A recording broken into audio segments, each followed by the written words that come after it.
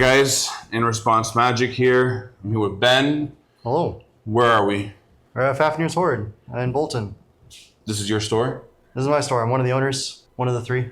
So, you got some trophies over there. Yeah. All right.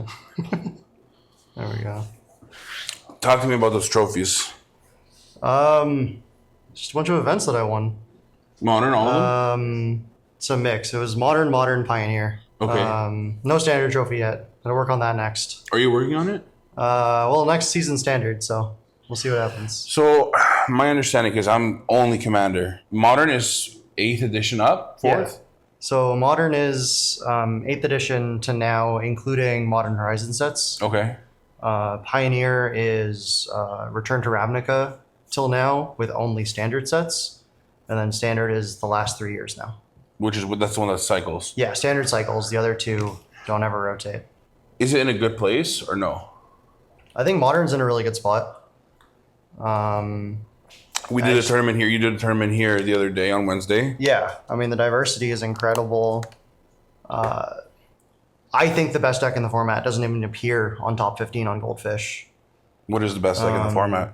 I think Jeskai Control is the best positioned deck right now. I just think Wrath of the Skies is a really disgusting Magic card, and that is the best Wrath of the Skies deck. If I'm not mistaken, my buddy at Max Tavone, self-proclaimed best Magic player in the world, I think he was playing Jeskai Control at the event. Oh, yeah. I think he got dogged. He was playing... No, he was on my old list, the one that I won the most recent trophy with, which is just blue-white, which is better than Jeskai in every situation except the mirror. Like a mirror match? Yeah, so he went undefeated in the top 8, and then his first round of top 8 was against Jeskai Control. Okay. Because Jeskai gets to play Galvanic Discharge, which kills the Planeswalkers that are so important in the mirror match. Whereas blue-white doesn't really have a good answer for them. Mm-hmm. You play Commander too? A little bit, yeah. Best format in the world? Actual best format? No comment. No comment? Why? Are you doing CEDH? You do CEDH. Yeah, I think CEDH is fun. My biggest issue with Commander is you just frequently end up with pods where not everybody sits down with the same intentions. Whereas, like, I like to sit down with my opponents and know that we're just going to try to beat each other to death. This is where CEDH fixes that problem. Everyone's going with the same intention. Yeah. Right?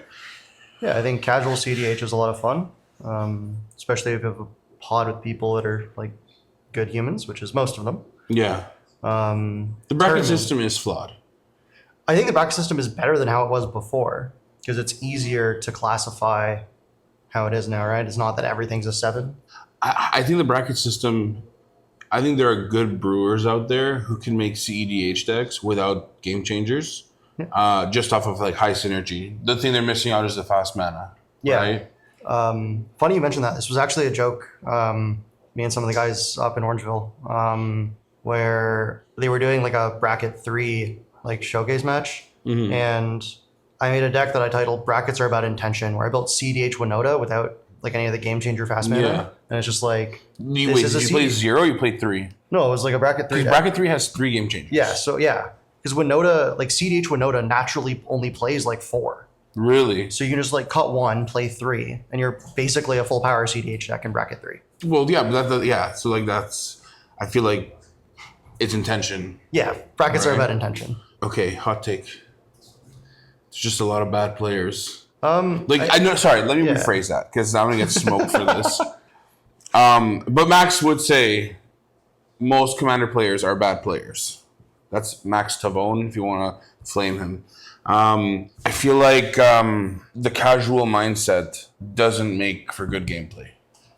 I think it can. The problem is that just the gameplay of Commander really disincentivizes improving, where the outcome of the game is most likely decided by your opponents making a bad decision, or your opponent screwing up.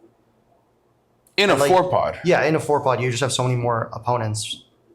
And then, like, the natural variance that comes with Magic, like, everybody's going to blame, like, bad draws. I got unlucky. My opponent drew the nuts. And then you can blame 3 other X factors. That's like, oh, my opponent killed one thing instead of another thing, and then the other thing killed us all. So we lost the game because he messed up, not that I did anything wrong. Yeah. We're talking about Commander, talking about Modern, talking about how Commander can't be a competitive format because it's casual because there's 3 other players. There is Dual Commander, and then I know Cash Money in Cali, I'm pretty sure. I think it's Unlimited Games. And he's trying to do Cali Commander, which is a take on Dual Commander. And it's a more competitive commander, a true competitive commander, 1v1. Do you think that has potential?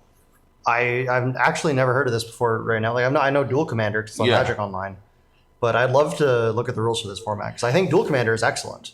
The reason why Dual Commander isn't big is I think because there's a huge ban list that people don't necessarily like. Yes, but I think the ban list is good because it's just the fast mana. The only cards I think people have issues with being on the ban list, like from a casual perspective, is Soul Ring. Here's another hot take. Soul Ring is like not okay in regular Commander on power level.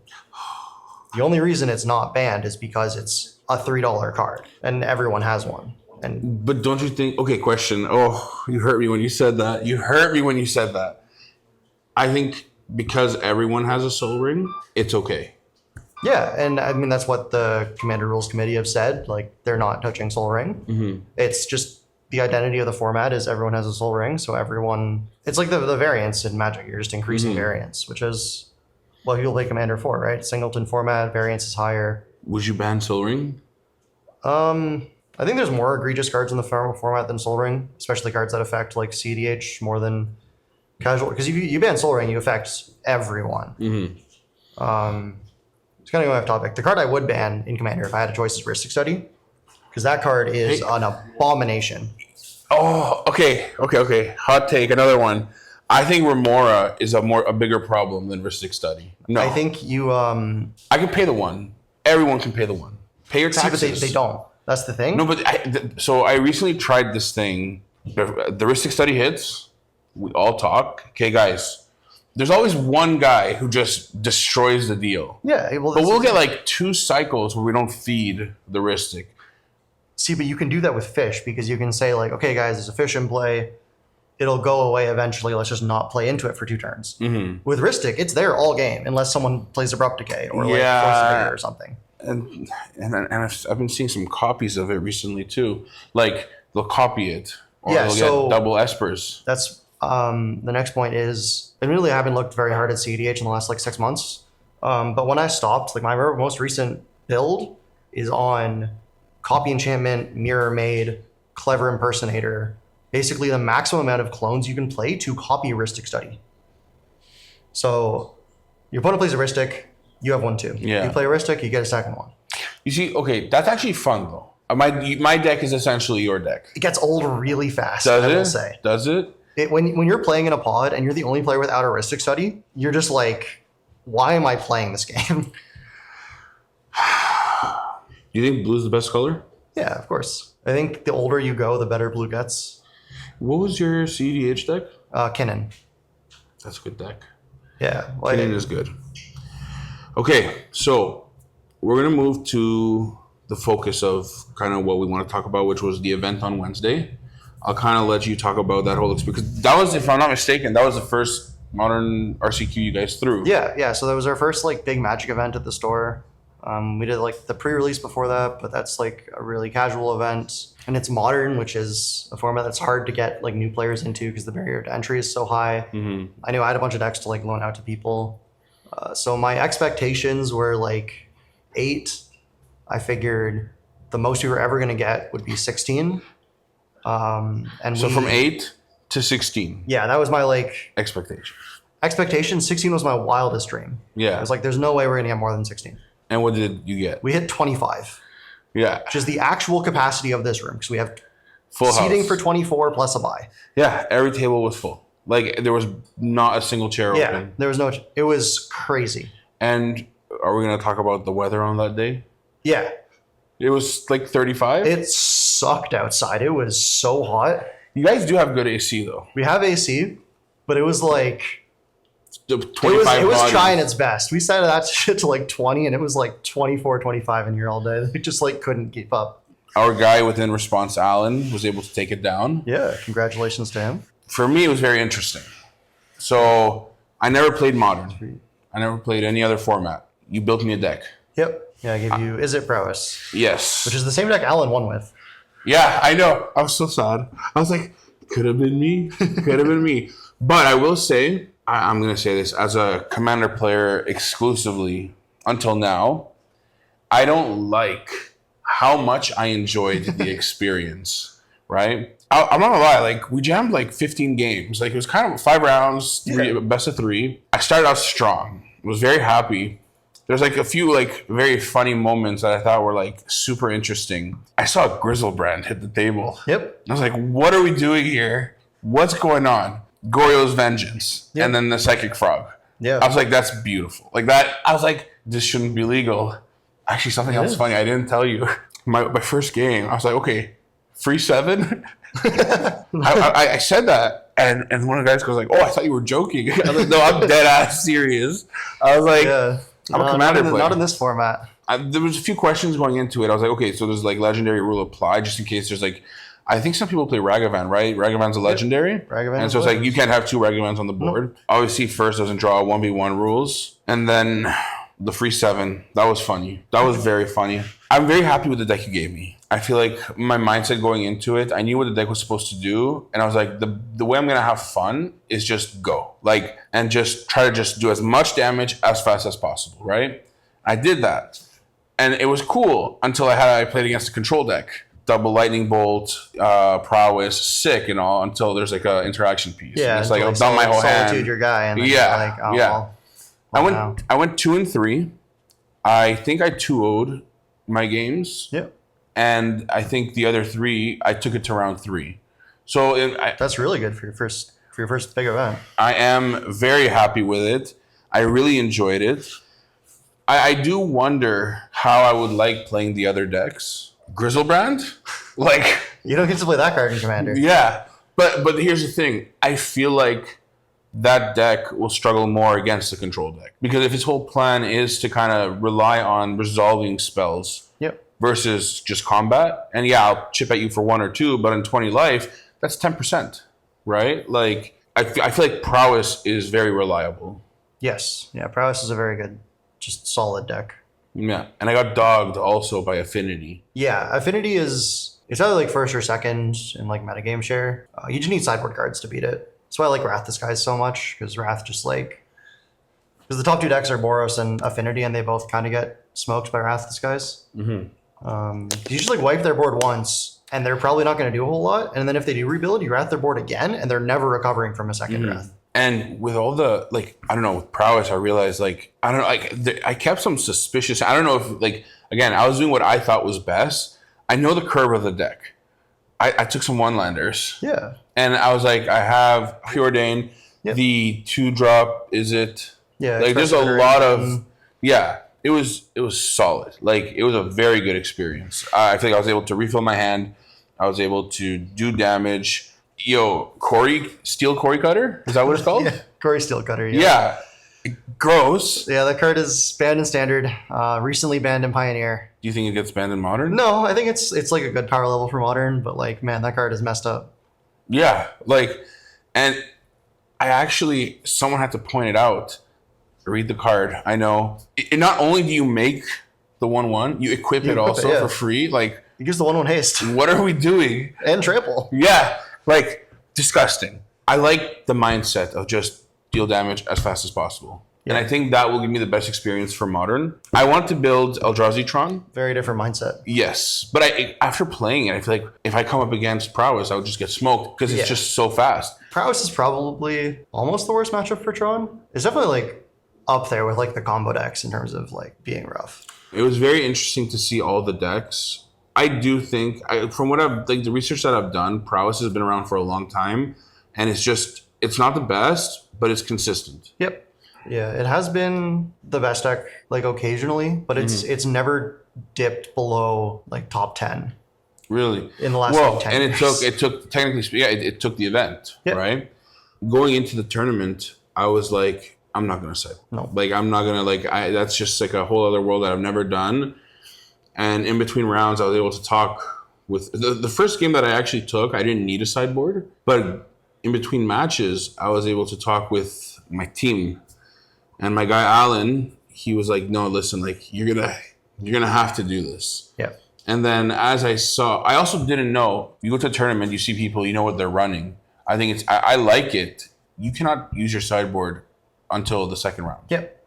I think that's fair. Oh, and yeah, I think that's really good. And like, for example, why I knew I had to do sideboard is because I was going to play Tormod's Crypt after I saw Grizzlebrand. Yep. Right? And then we're playing Consigned to Memory. Yep. Yeah. So super useful. Yeah. Sign is obviously good against the Eldrazi decks, but is sneakily very good against even stuff like Goryo's, because Solitude's a trigger you can counter. You can counter the Atraxa trigger, so they don't get to draw cards. I'm happy I didn't see Atraxa. I would be like, what is this here? Like, how many copies are they running of Atraxa? Oh, 4. 4? Yep. They just reanimate it. Yeah, you just reanimate it. Atraxa is really special in that it's a reanimate monster that is also randomly every color. So it pitches to your Force of Negations, pitches to your Solitudes. And then it's just like... That's pretty solid, actually. Also, like, the best thing you can reanimate. It's not Grizzlebrand? Grizzlebrand's good. Like, my build of Goryo's follows the standard. Generally, people are on 4 Atraxa, 1 Grizzlebrand. Because, like, life is a thing. This is 20 life instead of 40. Are they playing Entomb? Is Entomb legal? No, Entomb is not legal. There is Unmarked Grave. 2-drop. It's a 2-mana card, and it only entombs non-legends. Okay. So it doesn't hit Atraxa, it doesn't hit Grizzlebrand. Listen, guys, I know nothing about the format. Is Hoarding Broodlord a thing in Modern? It's legal. It doesn't really ever see play. It's not worth because it. the combo pieces that you use in Commander aren't. Like Saw in Half isn't legal. Saw in Half isn't legal. Burnt Offering is the other one, right? Yeah, very good. That one is not. Do you like the ban list for Modern? Yeah, I think Modern's in a really good spot right now. They recently unbanned Violent Outburst and GT. Violent Outburst powers like Living End and Rhinos. Let's talk GT a second, because that was a card people were clamoring to come off the ban list for like 10 years now. Came off 8 years too late. It is a beloved card that is unfortunately very power crept. But Violent Outburst was a card that's like really scary. When it got banned 2 years ago, it was when Living End and Rhinos were top of the format. The ability to just go like, I'm going to do my Cascade combo with Force Negation up because I'm doing it on your turn, was like really hard to stop. So I admit I was a little bit scared seeing it come off the ban list. But I mean, Wizards was right about this. The tools from MH3, Vexing Bauble, Consigned to Memory, really just keep those decks in check, and they are perfectly playable, if not. I don't think they're underpowered. They're just probably have a bit too much of a target on their back to be good. Are you up to date, like, with everything Modern? For Modern, yeah, generally. I haven't seen too much. I know some people are trying some things with Marvel. Like one of the Lokis. The blue one? Yeah, the 2-mana blue one. So whenever you target something with an ability, you draw a card. I know that's been doing some things on Magic Online. Enough? I don't think it has the results yet to prove it, but it's like, it's a good card. Hex Magic for Ruby Storm, which may be slightly controversial, I think is kind of a trap, but some people are really excited, and I mean, I'll let them prove me wrong. When's your next event you're attending? Yeah. To compete? And what's the next event for the store? So next event for the store, Hobbit pre-release on August 7th. I just found out the Modern RCQ season ends on August 2nd, so we can't do another RCQ on the 3rd. You can do multiple RCQ for the same... Yep. Okay. Just really like doing it on the holiday because people are off work. A lot of places are closed. Well, clearly they all turned out. Yeah, like, it was sick. It was great. I was like, I think it's the best first experience I could have had. Yeah, that's like great to it hear. was packed. What I will say is that I was told that it's a completely different beast and like it's a lot harder. I'll be honest, I think I did better in my Modern that first than I have in like my previous like CDH tournaments. Again, there's reasons. I won't get into it. We're on a new list. And I'm a Modern player now. I don't miss triggers. So I'm better than most Commander players now after that one event. I think the fact that I'm only playing one person makes it so much easier. Yeah. Right? Like, but then I'm being told that it's harder. They're just different. Where the difficulty in CDH comes from managing your opponents. And generally the people that are better at mind controlling their opponents are better at CDH. Politics. Like, yeah, it's politics. It's all about like, right, convincing your opponents to do what you want them to do. Whereas in 1v1, it's a lot more about the like individual card like interactions. That's like the strategic depth comes from. Whereas like in CDH, you miss a minor trigger, it doesn't really matter. You take an extra point of damage, it probably doesn't matter. you block wrong, you're probably still fine. Yeah. Whereas in Modern, like you block wrong, you die on the spot. I feel like I wasn't that stressed playing Modern because I was like, my curve is all good. Yep. I know I'm gonna get something right. Obviously, it could happen where you get screwed. You don't get like I had so many plays where I'm just like, okay, they're gonna get to 1. There was one game where I lost, and it was to like win the whole thing. Oh, Lava Dart. Lava Dart, where I can sacrifice a mountain and then For just flashback. yeah. And I didn't have one in the bin, and I was just so sad because like all I had to do was sacrifice a mountain. Like it's cool. Listen, I think I used to chirp and like talk a lot of shit. But, like, I'm not going to lie, like, Modern was good. It was good. It's a lot more games. They're faster, and I feel like they don't hurt your head as much. Yes. Like, you know what I mean? Right, it must be nice playing 3 games in an hour instead of 1. Yeah. How much was each round? 50 minutes. 50? Yeah. What would you change at the next event that you throw, if anything? I think it went amazing. I wouldn't change anything, but... Honestly, my takeaway is like kind of the same. Player response was great. Everybody had great things to say. Everyone was like, "When's the next one? Mm-hmm. Doing another one?" I know a couple of my friends that I called up and was like, I'll give you a Modern deck. Come to the event." They're asking me like, "You guys are doing like Modern like weekly events because they just want to come play more Modern." Mm-hmm. So I don't think I would change anything. I think there's an appeal to it for me where it's like you can go play and like there's like pricing for like store credit or something like this, right? I was like, yo, like there's like a little side quest you could do, you know what I mean? Like let's see how much we can make and like let's get some stuff using only money we win, right? Like I don't know, it's cool. There's a lot of potential. I'm gonna go a bit off topic for a bit. Talk about another game. That's how I like got into Flesh and Blood. Mm-hmm. Was that I would just win Magic events and then spend my store credit from winning Magic events on Flesh and Blood cards. So I just like built my deck without spending a whole lot of money over the course of like a year. And now I have a Flesh and Blood deck. That game's great. Oh my god! So you're hitting locals and you're trophy man. Yeah, well, these are from like the bigger events. Right? Yeah, but like if you go to locals, you're most likely tearing it up. Yes. Yeah. Humble though. You gotta always try to stay humble, you know. Yeah. Yeah. Your head gets too big. That's when you get knocked off a cliff, and your big head drags you down to the bottom. Magic is about fun at the end of the day. Yeah. Okay, we're gonna finish up. We're gonna crack these packs. Which one do you want to crack? I want Strix. Strix? Okay. Only if you get me the Vampiric. Vamper Force. Japanese Vamp.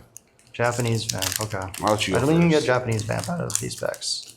I think you can. In Strix 1 you could. I don't think in Strix 2 they changed it, so you can only get the Japanese cards out of collector packs. Let's see it. There's a full art. Oh, that's a pretty good one. That's a... Oh! Sorry. What the Thank nuts? you. So that's Wow. a full art Prismari and a Vampiric Tutor. Wow. Mystical Archive. Wow. That's Buddy. crazy. Wow. Okay, well, I'm not going to ask for anything from this. Like, you know, that's wild. I'm a little bit, like... Bro, that's insanity. Okay, so let's see. Oh, That's another pretty good like, one. that's insane. It's another double so- rare pack. Electra, Captain America. We did get a mythic and then a nice... Wow. Dragon luck, buddy. Yeah. Wow. Dragon luck. I think we're just going to close up on this. Yeah. Like, ask and you shall receive. It's going to go like this. All right. Peace, guys. See you next time. Have a good one.